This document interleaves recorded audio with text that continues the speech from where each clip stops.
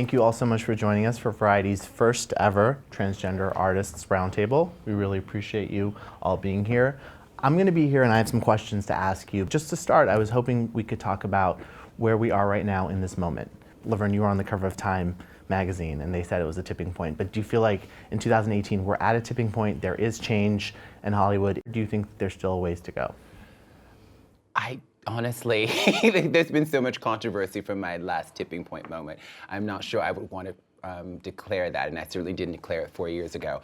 What I think is going on now that's really exciting for me, though, is honestly, I feel like Pose has changed the game. Yeah. It's a shame that there's no one from that show here today, but I literally sat and watched the first episode and just cried because I knew that this talent existed, and it was amazing to see that this talent was being sort of foregrounded, and these stories were really about trans people and about LGBTQ plus communities of color, and it just felt revolutionary. And I literally said to myself, this proves that we can do the job, that we can show up, that we can lead shows, that we can write, we can direct, we can tell our own stories, and it can be brilliant. And I said, this is going to change the game. And for me, it has. And in all of your work too, everything that you're doing, I'm so honored to be here with each and every one of you because you're doing work that is so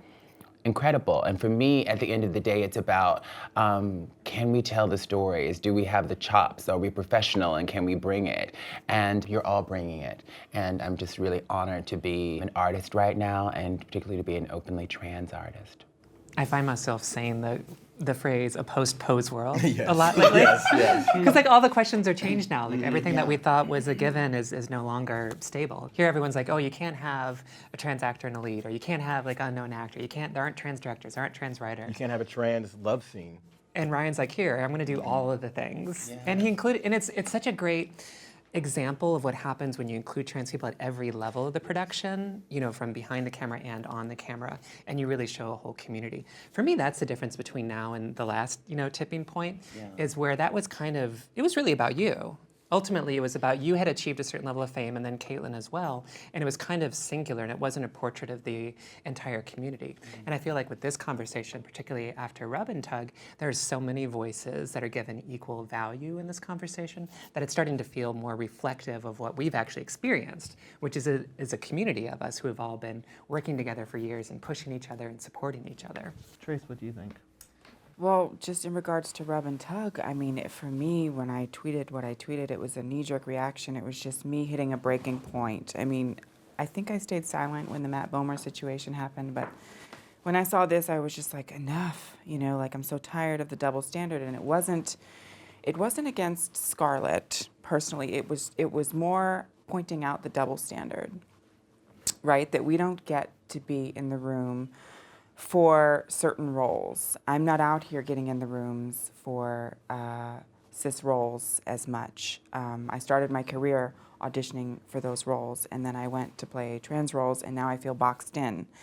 And even amongst the trans roles, the trend has been largely for Black trans women of color for the past 2-3 years, and as a white working class urban trans woman of urban experience, it's been hard because I feel like I'm in this twilight zone where I don't know which lane I'm supposed to be in as a minority. As a woman and as a minority in Hollywood, it's hard for me to find a room that will let me in. And so I've had to create my own lane and connect with people who believe in me and who see something in me, who want to produce with me, who want to write with me. I wrote my own pilot. I'm attached to a couple different things as a producer and talent, and I don't have the luxury of waiting around for someone to throw me a bone. I just don't. And so that's where I'm at with it. Were you surprised at how much attention your tweet got?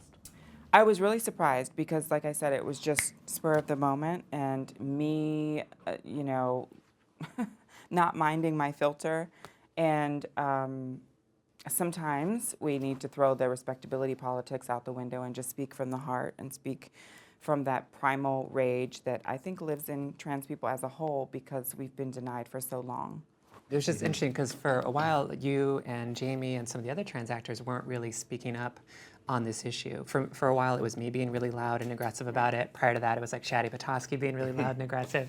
And I think we were always told, don't do this, it's gonna hurt your career. Like if you speak out like this, just be grateful for what you get, just show up and do the job, and then like move on. But I think we're all hitting these breaking points where this is, every time we think this conversation is over, every time this has happened, going back to Matt Bomer and Eddie Redmayne and Jeffrey Tambor and Jared Leto, we have the same conversation. We think we make a really compelling argument. We think people get it. And then 6 months later, it comes up again. And I think that's part of why your tweet went so viral, because it was just so succinct and passionate. And just like, there's a double standard. Everyone's saying like, oh, it's acting. Anyone can play anything. And you're pointing out, there's no reason that you should only play trans roles. Right. Like it doesn't make any sense. Right. You should It was be able real to go talk. for everything. The realness real. And I didn't have a filter that day, and it is what it is. I mean, sometimes people respond to that kind of delivery because it's relatable, and you can feel the pain, right? And so one of the other things I said was that for 40 years now, they've been patting themselves on the back and giving themselves awards and accolades for kind of mimicking what we know so personally. We know, we have our lived experiences that we can bring to the table, and all of our pain and joy and the nuances that we can bring to the work that they don't even know that we can bring because they haven't given us the opportunity. And it's literally 40 years too, because it was in 1976, the movie Dog Day Afternoon, the Al Pacino Breakout. Elizabeth Coffey, yeah. Which was based on a true story about a bank robber who committed his crime in order to fund his trans girlfriend's sex change surgery. The actual woman who it's based on is a gorgeous, beautiful trans woman, and they talked to a trans actress, Elizabeth Coffey Williams, about playing the part, and the producers told she looked too much like a woman to play the trans part. And instead, they cast, and at that time unknown, Chris Sarandon. It's his first movie, and then he goes on to get nominated for an Academy Award. This 40 years ago, we've been seeing the same thing happen over and over again, and each time act like it's a new issue.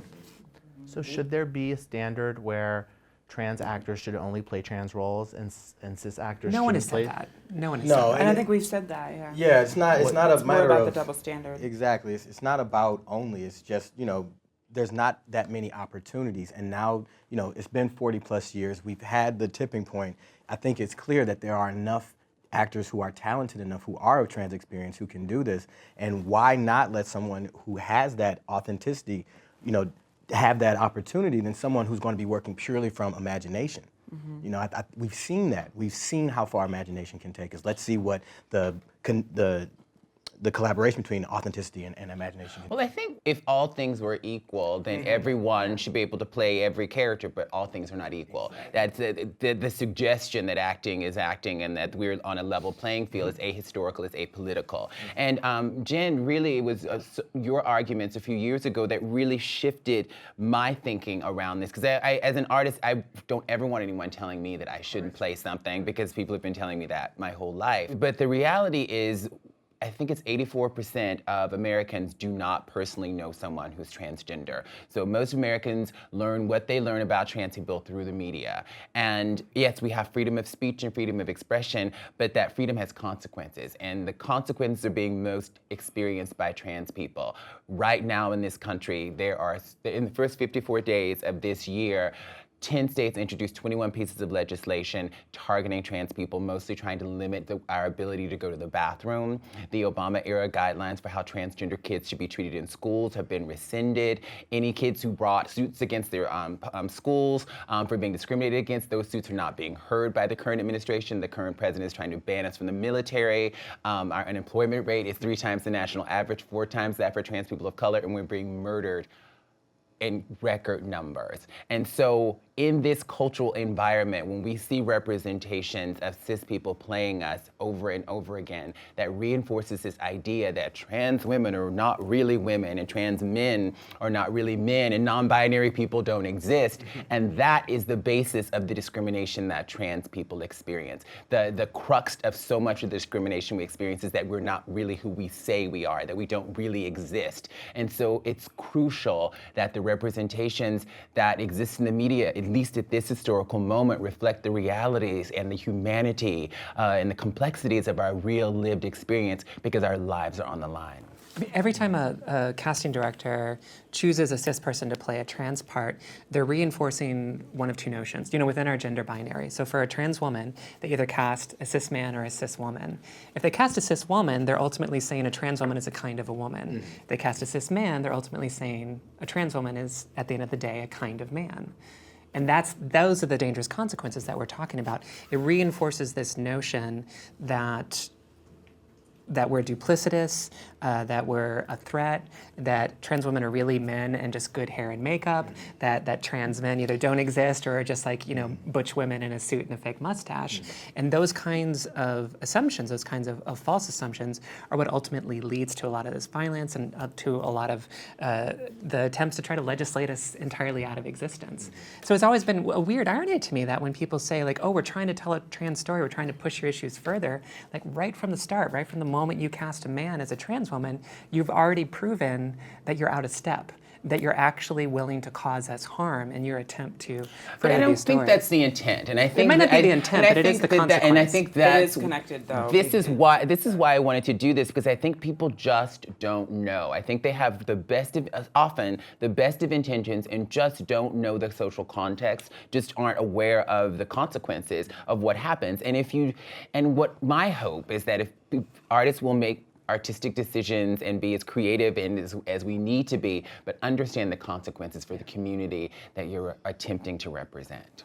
I think the dots don't connect for them. I think they don't understand that when you cast a man to play me, that when people see that man portraying a trans woman, oh, he's really just a man in a dress. So then when I meet a dude at a party or on Tinder or wherever, and I have to explain, if they don't already know, what I am, their reference point is a dude in a dress, Miss Doubtfire, or whoever. It's And even beyond the casting, the writing, the characters that have been on the table for trans characters have been either victims, for trans feminine people they've been sex workers who are victims of something, or that they're criminals, or they're these two-dimensional representations, and it cuts away at like the breadth of actual people's trans experiences. So let me say that I think that it's great that all you guys are here and have these opinions, because I don't think this way as an actor.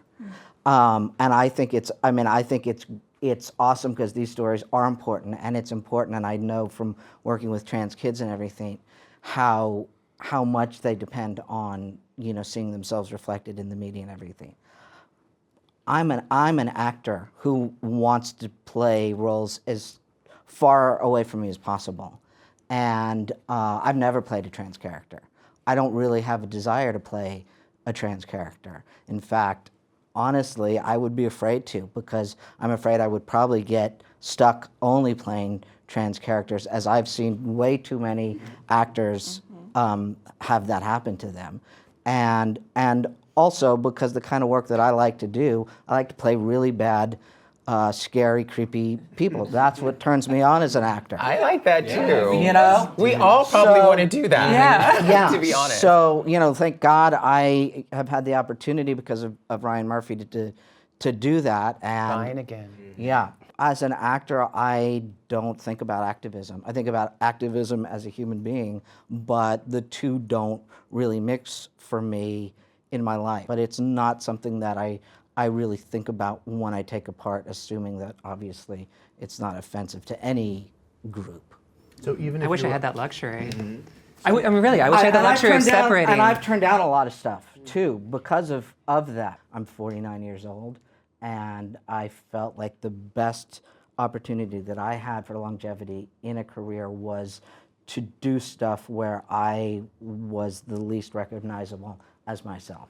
Because not only have I had to deal with being trans, I've had to deal with being known as something other than an actor, and with nepotism on top of it. So, Yeah, I feel like that's what we're all here to sort of speak to, is like we are artists and we want to create things and we want to have choice, and our visibility should not cost us that choice. And I think that's what probably happens with a lot of cis folks who want to play us, is that they want to play something really far from who they are. As an artist, I'm like, bring it on and go for it, but unfortunately there are these political realities about it. One of the most exciting things for me about being an actress are playing characters that have nothing to do with who I am in real life. That is so, that's part of why I do this, Yes. you know, and so it can't always be this space of a political statement for me as an artist. I mean, it sort of has worked out that way because I think at this historical moment of my career over the past several years, there just have not been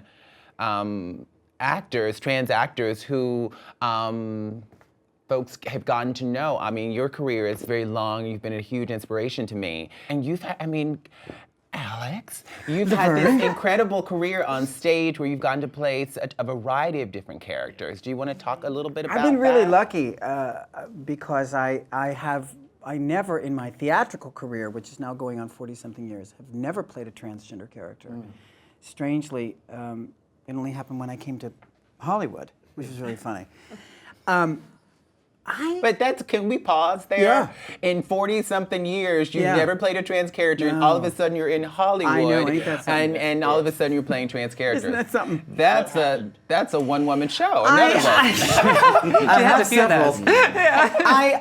Well, I'll tell you what I believe to be sort of the foundation from which this conversation stems, which is, and this is going to sound a little strange, but stay with me for a couple of seconds, which is feminism, the anti-feminism in our country, the Americanization of feminism. And I believe it is also the Americanization and the feminization of the American male. I think that is a big deal for us. Look who's president.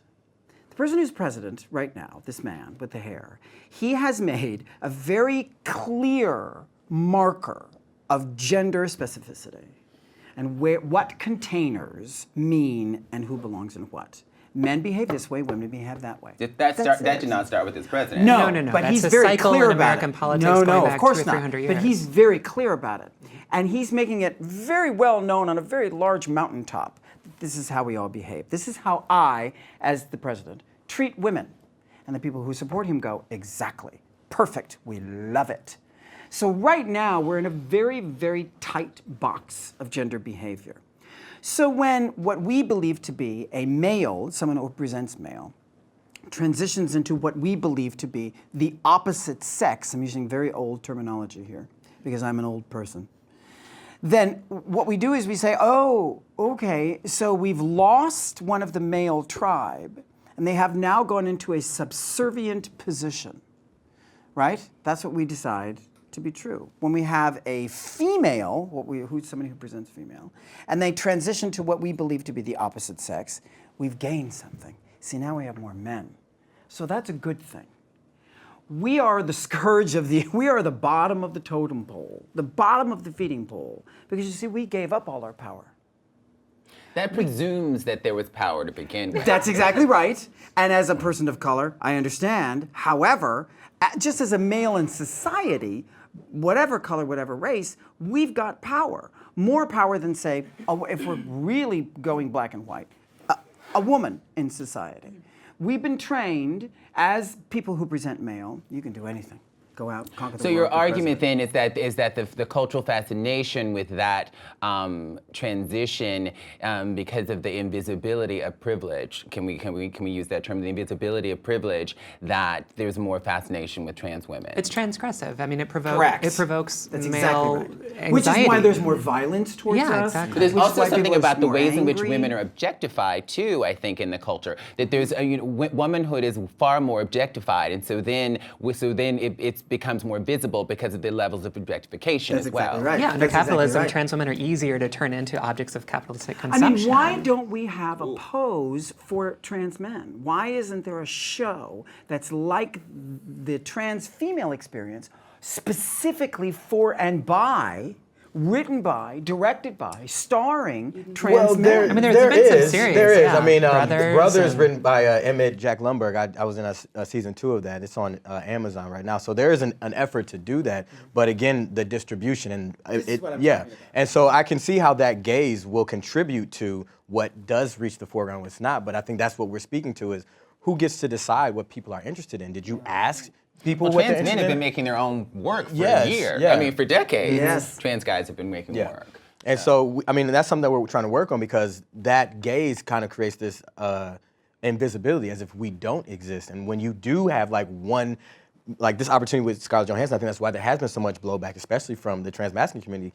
We don't get that many opportunities to present our work in the mainstream, or to have somebody in this, gatekeeping community take interest in our story. So if they are going to do it, I'm sorry to interrupt you, but I really need to say something about Scarlett Johansson, because I love that you said it wasn't personal. I'm going to get personal for a second. Okay. Because what I want to make really clear, especially to her and other stars like her, who come out later, I want to stress that word, and say, oops, I'm sorry, oh geez, that must have hurt, I beg your pardon, and who are genuinely apologetic, but who have done serious damage, which is what she did. Because the first time there was a backlash against this particular project she did, she came out with a statement that said, oh, no. This character is not transgender at all. It's a female who wears women's clothes. So it's fine for me to do that, which we found out was not true. So she didn't do her research, just as an actor and a producer. By the way, she's a producer on this film as well. Then the second wave of backlash came out, and she said, I refer you to Jeffrey Tambor, of all godforsaken people, and Felicity Huffman and Jared Leto. And Eddie Redmayne. Correct. Yeah. So she silenced us and didn't want to have the conversation and moved the conversation over here. Then the backlash happened again, the third wave, and finally, through her publicity people, she said, oh, I'm sorry that this thing happened, and we're learning more, which I understand, which I accept. However, there hasn't been any ownership. And this is what I mean. The trans youth, trans male, trans female, and genderqueer, gender fluid folk, all of us under the transgender umbrella, are traumatized. All of us, in some form, probably suffer from some form of PTSD. Some form. I'm making a blanket statement here. But some form. We're all traumatized in some kind of way because of the way we've had to survive on the planet. When you as a single human being send that kind of reverberation through an entire community, I believe that there's ownership due. And what I mean is, here's the thing that I did. I silenced you. I marginalized you. I re-traumatized you. And for that, I apologize. And now, what can I do to make it better? And that's what I've yet to hear. What portals can she, Scarlett Johansson, open to provide a healing space? And it may not be just professional. It may be a roundtable. It may be a conversation. It may be something that she could. I remember, y'all, in 1980 when I began my transition, when the Revolutionary Act was for me to walk outside my front door. Well, it still is for a lot of folks. Ain't that right? It still is. But there were very few of us there. Very few of us there. And I was never super passable. I never assimilated. I never wanted to. It was never on my radar. I walked out the way I walked out. And I was thrown in jail many, many, many, many times just because I stood on the street. And I wasn't even working, I was walking. So now I'm at a point in my life, I'm 56 years old. I've been living with AIDS now for almost 4 decades of my life. I think our community and the long-term survivors like myself, we deserve, not explanation, but we deserve some sort of ownership when we ourselves are put through a test of survival all over again by the cis community. Damn, girl. What I would have wished from Scarlett is that she would have stayed attached to this movie, stayed producing this movie, and then cast a trans male in the lead, and she can play the supporting role or whatever. Let it still get made. Let the story still be exactly. He doesn't want to play trans, so but there's other guys. Oh. Listen, Murray Hill or would you? Ian Harvey. Would you do this? There's a bunch. If it was, I mean, I would. It's so funny. My manager called me yesterday. He was like, "Have you seen this picture? Honestly, this guy's you." Yeah, he is you. And I was like, Do "Yeah, they're this, not going to make this Chaz. film now because." This is something I would consider just because this guy's a scumbag. So, that interests me. I don't want to. He's a real scumbag. Honestly, I don't want to make this all about that moment, No, though. I don't it's want to one make it moment. all about that. I do want to say, I've talked a lot about this publicly, that Katie Couric, and 4 years ago, we had a moment on her show where she asked some questions that were, kind of inappropriate for trans folks. She had a teachable moment. She acknowledged that it's a teachable moment. She brought me back on her show and said, well, if I shouldn't be talking about body parts, what should we be talking about? And then she went on to make a documentary about about trans Yes. youth. Beautiful So one. then, A great so one. so for me, what I love about that, and I've said this publicly about Katie before. For me, she models this thing of how someone can be in a space of not really fully understanding something, become educated, and then become not just an ally but an accomplice to a community. And everybody's doesn't want to do that and can't do that. And at the end of the day, it's about the folks who are open. And I was raised to think that no one's going to give me anything and no one owes me anything. And it's a really, really rough world out there. And I want to always proceed with love and empathy. And I try to put that out, but I don't always, what I put out, I would like to come back to me, but that's not always the case. And in the face of that, what am I gonna do? What are we gonna do as a community? I love that you made her story. I love that you've been doing one-woman shows for years. I love that you produce plays and that you're working on producing your film and that we are in this space of trying to create our own work. And hopefully someone will fund it. We need money. I'm making a movie called Disclosure about trans representation in film over the past 100 years. We need money. Help. So hopefully folks will fund the work and then go to see it and support it when it happens. And particularly for this publication, I hope the industry will watch and have teachable moments and have aha moments and I have. think they will now, Laverne, and I have to tell you, I think it was largely due to the voice that we've been gaining and figuring out. You're a big part of that. You are a massive part of that, and all of us, in every individual way, contribute to this revolution. And it really, because I think media is so huge now, and the stage has gotten wider, I think now when something happens, Hollywood hears us. I don't think there's any way they can. And I think it's going to, the success is going to speak for itself. If you look at Pose, it's doing really well because it's so rooted in authenticity, it just touches everyone. It's, Black Panther showed that you can have a movie with all Black leads and people across the globe will watch it. Like, we're talking, the megaphone is there and they're hearing our voice, but then you can also see that we're proving it. Chaz plays roles that are not transgender. I've played roles on network television that are not transgender roles. We've done this, so we prove that we can be a part of the story, we can tell the story. And I feel like now it can't be ignored. It's like there's too much proof and there's too much voice. So just go where the tide is pushing us towards this open. Well, and they listen to money more than They anything really else. do. Yeah. And like what It's a happened show with business. Stonewall, like I think Stonewall was a really good example of what happens when you try to portray a community with no input from that community. It fails terrifically. I don't know about everybody else, but I would imagine that some of you probably feel this way too. The passion that I bring as an actor, because this is what I've wanted to do since I was 14 years old and went to my first acting class. And and I went to Performing Arts High School and studied drama, and that's what I wanted to do. And I discovered at 18 when I was graduating that I couldn't play women, and I didn't know why, but I had to quit the thing that I loved. And so it took me until I was into my 40s to rediscover, to get back into class and to rediscover the only thing that I've really ever wanted to do with my life. I'm sure I'm not the only story. I'm probably the most extreme distance, but this is a very hard thing to do if you're not comfortable in your skin. I bring so much passion and dedication to every story that I get hired to tell. And I would imagine that all of us do in our own ways. I'm trying to be in a space now where I don't take a job and put this insane pressure on myself that I have to be perfect because I'm Black and trans and I can't fail. And I'm letting go of that. And certainly I still like to over-prepare and show up prepared for my job and research, and I'm learning how to knit right now for a job.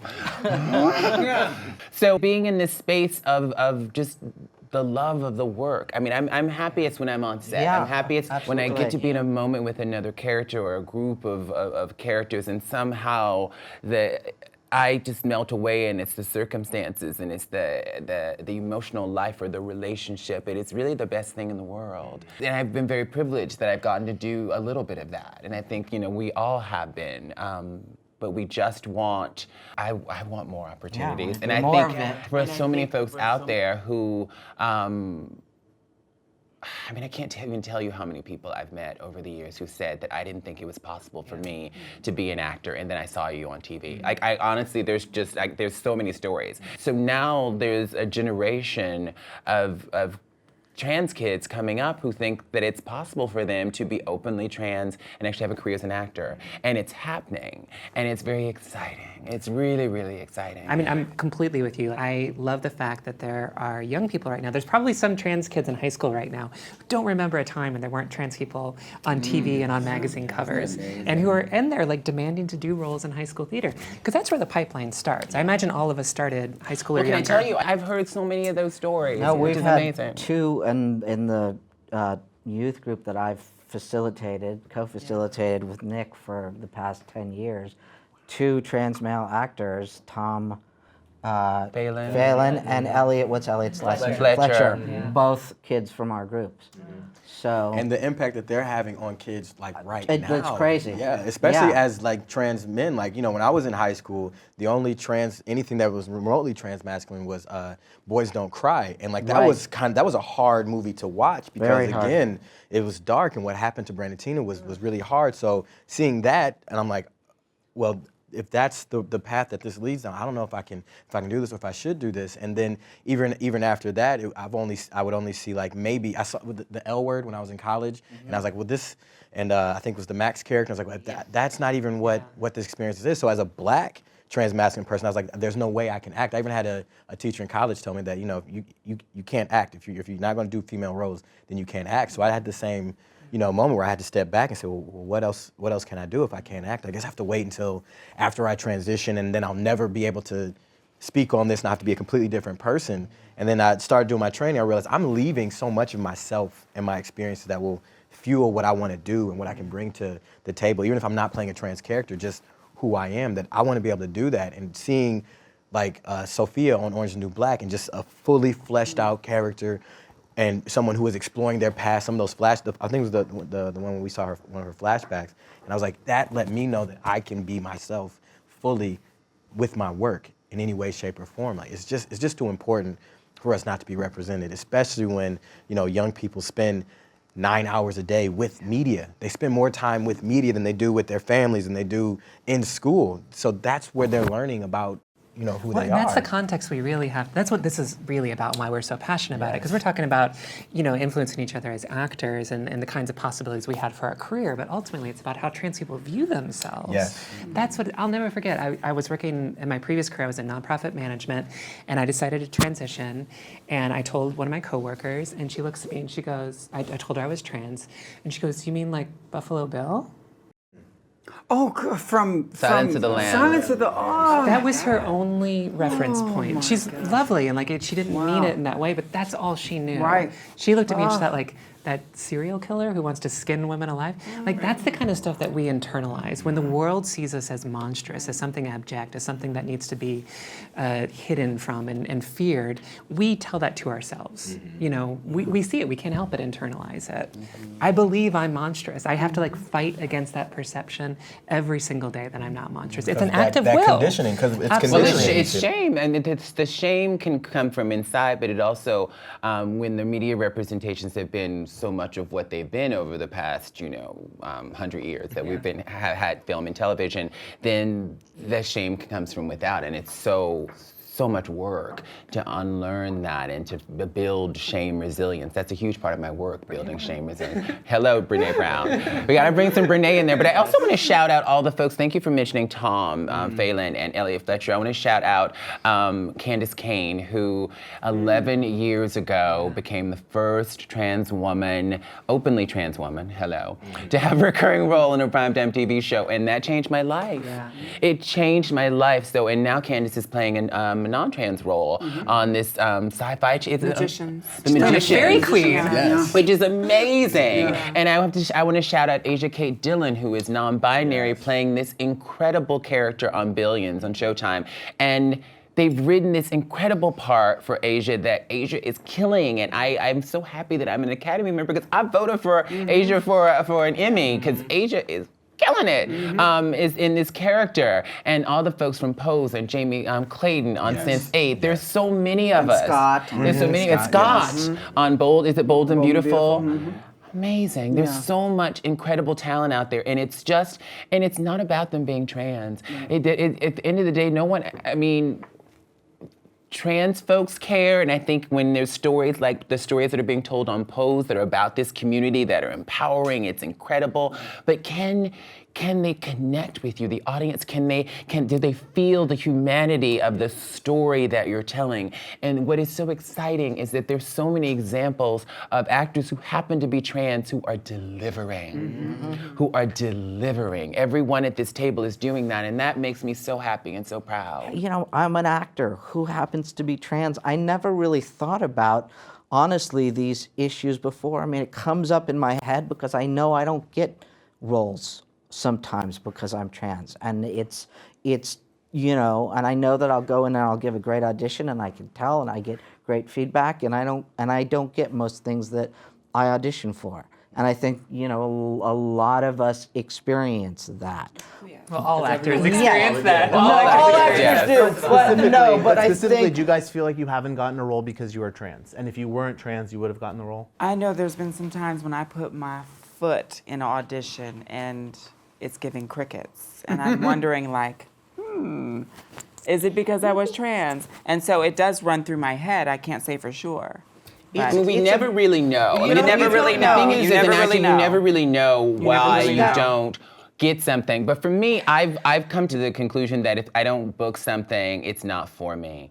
I feel like certainly there's discrimination. Certainly, you know, people are hired for all sorts of reasons. But I've really come to this space in my life on a spiritual level where I believe that if it's meant to be for me, it will happen. Things changed for me when I really started owning being trans, and Candace's moment on television in 2007 changed that for me, because I had been studying, and I've been in acting classes for years and not sort of disclosing that I was trans. People always knew, though. I was never able to live stealth. And so I was in this space of not fully owning it. And Candace gave me permission to own being trans. And when I did, and then when I also discovered that it was important for me to be of service, that owning this transness in public could be of service, that is when my career changed. And so for me, owning my transness has been sort of synonymous with like my work in public as an actor and as an activist. And so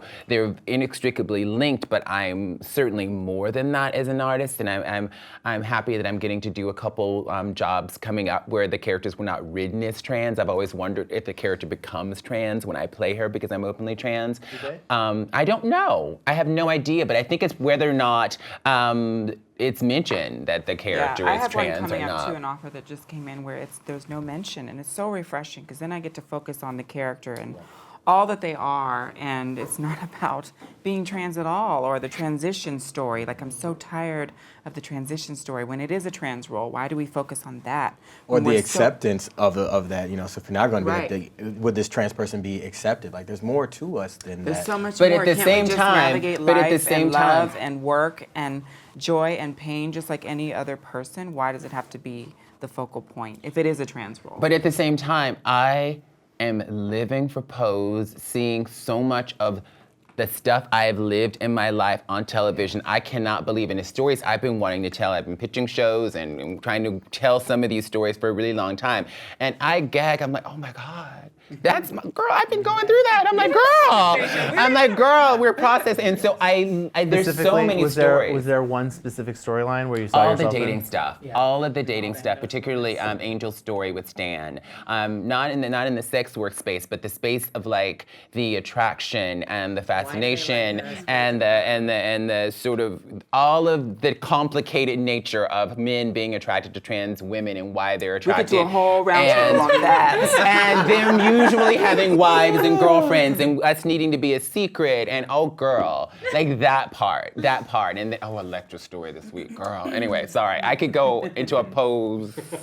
And so for me, it's so exciting to see those stories because that's my life, and I've never seen that on TV before. And there are I know a lot of other trans folks out there, like, some people like, they're telling too much about business. Hi, Valerie Spencer. But I am living for that. So I think we need so many stories. The more is the key. Like, we shouldn't have to make a choice between a part that the character just happens to be trans or it's not mentioned, and one that really dives deeply into the complicated intimacy of a trans life. We should have both. This shouldn't be a conversation. We should have so many options that we're not defined or limited by our transness nor defined by it. As far as I'm concerned, unless you see me giving birth on screen, I'm trans. Because I don't think that limits me in any way. It might not be the point of that particular performance. I did a movie where it was written as trans, but there's never any mention that she's trans. So it's part of my backstory. It's part of how I prepare for the role. It just wasn't relevant to the scene. Well, I but just she's still did a trans. thing on Goliath where I played a judge, and it's not written as trans, but Oh, you're so judgy too. I mean, That's aren't I? great. I know. That's Silence in the court. I feel the same way you do, Jen. Even though I say, when I started off saying I haven't never played a trans character, I always believe that every character I ever play. I played Mama Rose in Gypsy, and I believed that I was trans. I adopted those children. But that was my own stuff. That's not something that the audience is going to know, and that's how I work as an actor. I can't separate it any more than my whiteness. Every Exactly. character I've played is white. Every character I play is brown. Be that. I can't not Exactly. be trans. It's who I am. Exactly. Well, that speaks to, Exactly. to what Laverne said about owning it. I feel like just my performance in general has gotten better when I stopped trying to act around my trans experience and act through it and act with it, whether or not that was how the character was written or not. It's just, I want to bring everything that I can. Well, we to are the always role. bringing Yeah. who we are to the characters. I've always said that it's our job as actors to understand the depths of our own humanity and such intricate ways that we're able to bring that to the characters that we play. And so there has to be an ownership necessarily of every part of who we are. But our secret weapon is our journey and what we've been through. Cis people don't have a clue of what it's like to walk a day in our shoes. And guess what? We get to put all of our experiences into our work through whatever shell. And I think that is our secret weapon because we're capable of so much because we've lived such rich lives. I think you're absolutely, and I believe that we are the lens, as actors, trans or cis, we're the lens of the human experience. We are not the creators of other people's stories. So our job is to focus that from whatever life experience we come from, I think. How important has reality TV been in the trans movement? Huge. It's been huge. One of my big breaks was on reality TV 10 years for ago. Diddy. I want to work for Diddy. And Transform Me. And Transform Me, yeah. I did a show called I Want to Work for Diddy 10 years ago on VH1. And I was sort of competing to be P. Diddy's personal assistant. And that led to me having my own show on VH1 called Transform Me, which is a makeover show with me and 2 other trans women, traveling the country, making over women who were not trans, using what we learned to transform ourselves. It was a flawed show. But what was great for me at the time, and what I was really interested in is, I wanted to be on TV, and I was interested in having trans people in Middle Americans' living rooms every week, because I thought that could help change some stuff. No one really watched Transform Me. I think some people did. Whenever someone says, I watched Transform Me, I'm like, oh my God, thank you. There's like 3 of you. I actually watched it. I watched it. God. Yeah, I did actually watch it. Thank you. So reality TV was huge in my career, and then I had to make a break. After Transform Me, I was like, I'm an actress, that's what I've been doing. And my brother was like, you shouldn't do reality TV, no one will take you seriously. Well, some people did, but a lot of people didn't. So people put you in a reality box and don't take you seriously. And then I was like, well, I'm an actress, let me focus on that again. And then I found Brad's class, Brad Calcaterra's class. And really what was amazing about that class is that I got to, for the first time in an acting class, deal with being trans. That was the first time I ever put trans in my work, because prior to that I'd been taking class for years, not disclosing my transness, just auditioning for jobs, booking jobs, and Brad's class was the first time I was able to be openly trans in an acting class. And Was that because of him? Because he was. The No, class it's was because specifically it was- for it was a LGBTQ Oh, is that right? actors. LGBTQ acting class. It was a safe space. That's amazing. Amazing. You know, I had a Law and Order, and then I saw Orange is the New Black. And besides that, Candace Cain was the only other reference point I had of someone really booking a big job that was a trans role. And I had just had it, and I was like, I just want to be me. You know, I don't want to compartmentalize anymore. I was censoring myself in different parts of my life, working in the strip clubs all over New York, keeping my business to myself, you know, for my own safety. But that was the class that really let me bloom. And I feel like it shifted my molecules. I mean, in that class, I dealt with so much of childhood trauma and so much of just that, what Brad calls foundational work of trauma and shame, and just laid it out without apology and with a tremendous amount of support. And it really was life-changing for me. It was really wonderful. Me too. So thank you, Brad. Shout out to Brad. It's a mark of a great teacher. Yeah. Great teacher. Yeah. Chaz, were you scared to document your life in I Am Chaz? No, I didn't. I felt like I didn't have a choice in the matter. Honestly, I mean, I felt like if I didn't document it, you know, then my story is going to get told by others the wrong way. So, and I wanted to be able to give back to the community, because during the almost 8-9 years that I knew I was trans, but was terrified to do anything about it, which was, you know, for me probably the hardest time in my life.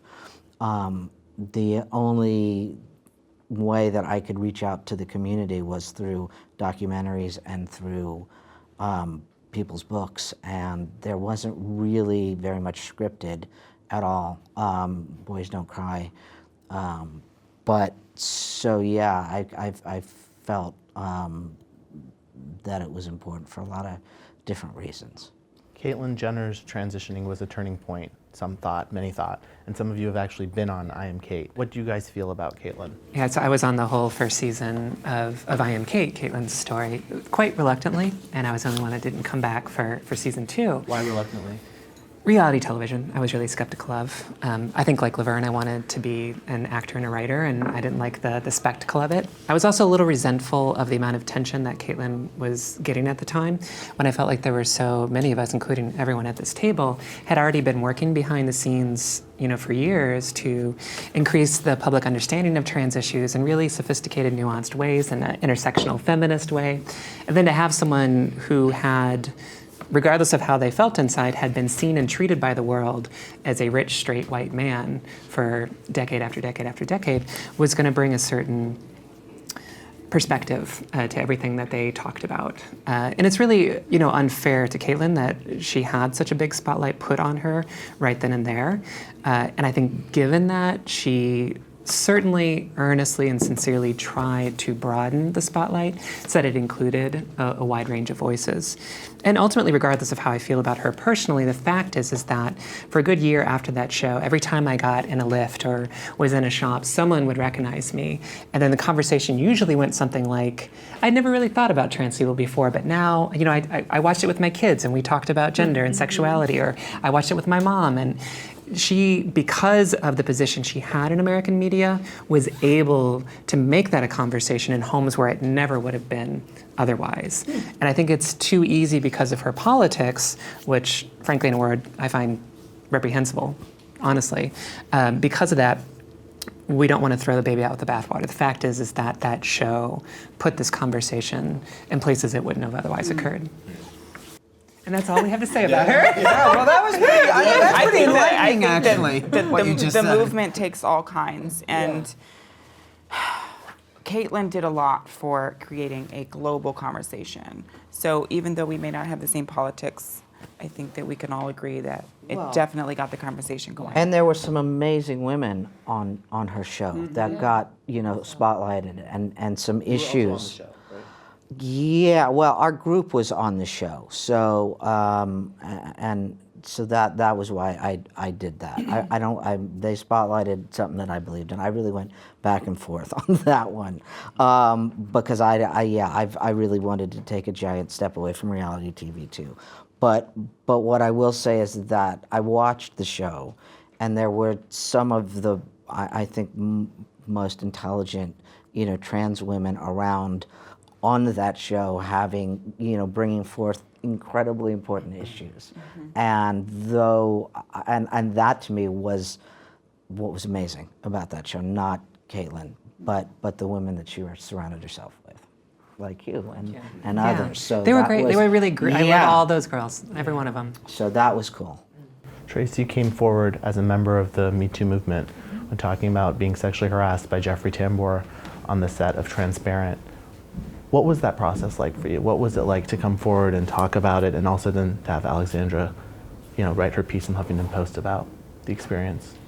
Oh, God. Do you want to talk about I don't even, it was hell, in a word. It was really hard. But I sometimes, I've never shied away from making decisions out of fear. I mean, what I mean by that is that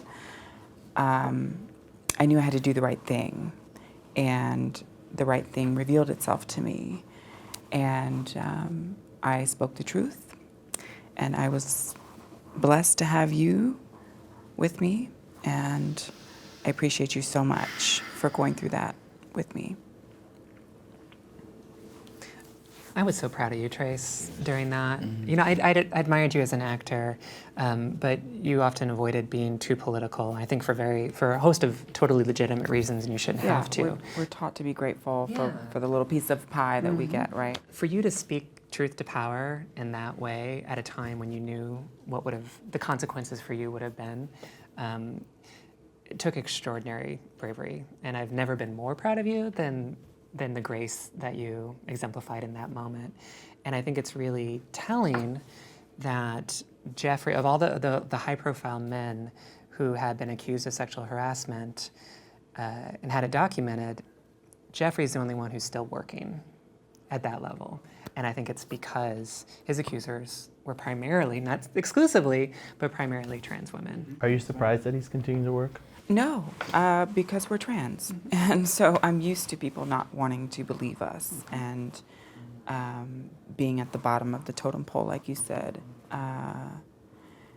being considered overly sexual beings, objectified, I would say more so than even cis women. And so our word doesn't carry weight the same way, which is why it took him shouting down Jessica Walters in front of Walters to be canceled. That was what it took. Never mind the fact that these things occurred on set with me and others. It was about the incident in that New York Times interview with Arrested Development. Are both of you going to be on the 5th season of Transparent? Are we? You're damn right we are. Yeah, we are. Yeah, we are. Yes. You are? Yes. Do you know what the form the show will take? Have you? Yes, but we can. You can't say. Yeah, no, we Yeah. Yeah, the business that we're in is unique in the sense that our artistic, spiritual self is a commodity. And we have to learn how to sell it and package it. And we have to do it well and often. And that takes a toll on anybody, no matter where you come from and what your history is like. And then there are actors, being a teacher of acting for over 3 decades, there are actors who behave badly. There are actors in my classes who behave badly towards each other, who want to slap each other, hit each other, throw something at each other because they feel like they're in the moment, whatever that's supposed to mean, which means absolutely nothing to me. And then there are people who cross a line and who treat each other badly. And I believe that all of us act in the way that we have been taught. We've been taught to either behave well, or we've been taught that everything is ours and it doesn't matter how we behave. And Mr. Tambor belongs in that second category. And my complicitness in his behavior is something I'll live with for the rest of my life. It's a burden that I carry, but it has turned my work into service work. And that moment has given me a clarity that I never had before, after half a century on the planet, that I now understand innately when that behavior happens. I not only see it and recognize it, I call it out. And I call it out on the spot. The gift that Jeffrey Tambor left behind for me is my sense of self is stronger than it was before. I'm mightier. I stand in my own grace and righteousness, just as a human being. And because of this human, and the fact of Van Barnes, we also need to mention as well, who is Jeffrey's other transgender accuser. I now know that I am protected by a family of not only artistic beings, but of trans beings that I never knew existed. And so I feel less alone. I feel held. I feel watched. And I really feel like I belong somewhere. And so I say thank you to Jeffrey Tambor and his bad behavior. What came up for me as you spoke, Alex, is how coming to voice and finding our voice is a process that we have to continue to do as human beings, and particularly as artists. It's something that never stops. And I think knowing that you are not in it alone really does help. I think particularly with the Me Too movement, that the whole idea is that I'm not alone. Me too. Is that we can stand in this truth, in this trauma together, and that there is something else on the other side. And that starts with speaking the truth and having the courage once more to own our voices. There's so much going on right now in the news, and there's so many trans kids that are probably scared to come out or to be who they are.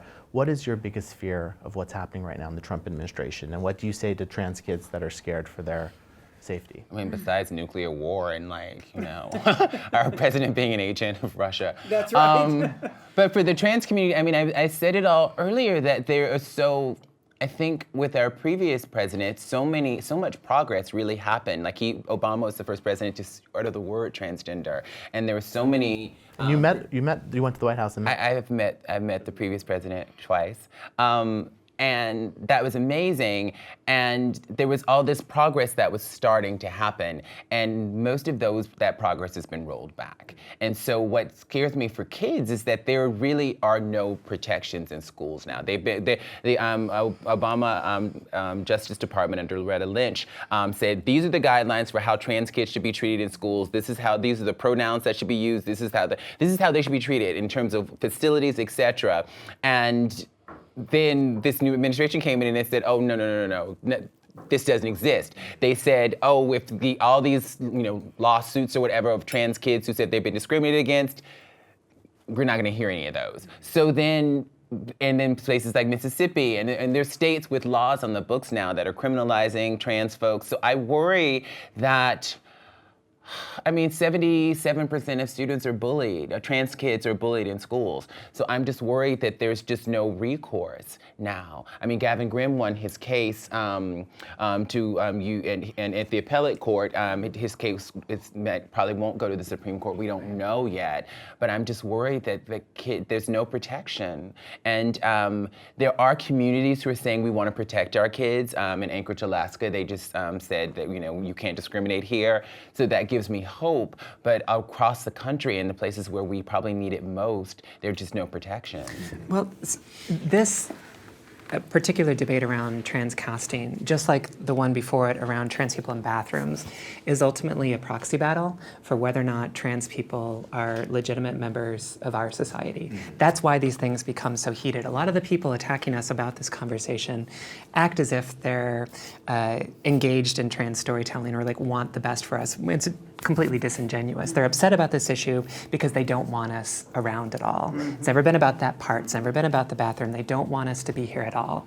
And the reason that I have hope is because we are still here. A lot of us shouldn't be here, but we are here, and we are the just one part of a long line of our fathers and mothers and brothers and sisters and non-binary folk that go back throughout throughout time and history. We've always been here. And we're not going away. We are proof that no matter the circumstances, we're not going away. We were all children under much worse circumstances than what we have right now. And we are here and we are thriving. So the only thing that I fear right now is despair. And I hope that we are proof that you don't have to despair. in the face of all of this, we persist. Beautiful. We persist, and we always have. And if we can do it without any trans folks on TV or in movies that we knew about, then our young people can as well. Thank you all so much for your time. you. So Chaz, are you going to do Rub and Tug or? The movie, not the. Do you know that was the first thing I got? Somebody wrote from should do a it. local thing, said, "What do you think about Rub and Tug?" And I had heard nothing about it, and I was like, "Why are you asking me this? That is really in poor taste." Rude. Yeah. Thank you all so much for joining us for this important discussion. We really appreciate it.